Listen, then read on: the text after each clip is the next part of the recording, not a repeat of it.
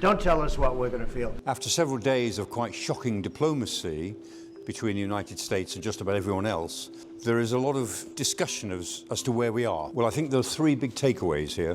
One takeaway is that the Europeans, particularly Britain and France, are now trying to put together a solution, a diplomatic solution, which gets things back on track. It's a step-by-step approach.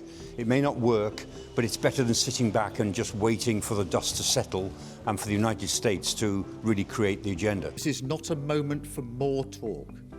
It's time to act. I think the second takeaway is that on the law of averages, President Trump believes in shock tactics. He shocks people.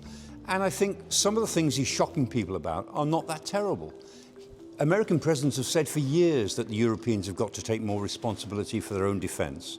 And he says it in such a way and does something about it which shocks them into doing something more about their own defence. In some respects, he asks the right questions, even though he asks them in a very aggressive way. And the third thing, when we think about his shock tactics, is what is he trying to do?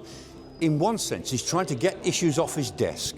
He wants the Ukraine war off his desk. He wants Gaza off his desk. Why? Because he wants to concentrate on what he really wants to do. And what he really wants to do is to create a world, or contribute to a world, in which there's a big sit-down between him and Xi Jinping of China and Putin of Russia. And the three great autocrats will control what happens to the big things in world politics. And that's what really interests him. The big three actually making policy that affects the rest of the world without the intrusion of the rest of the world making it too complicated.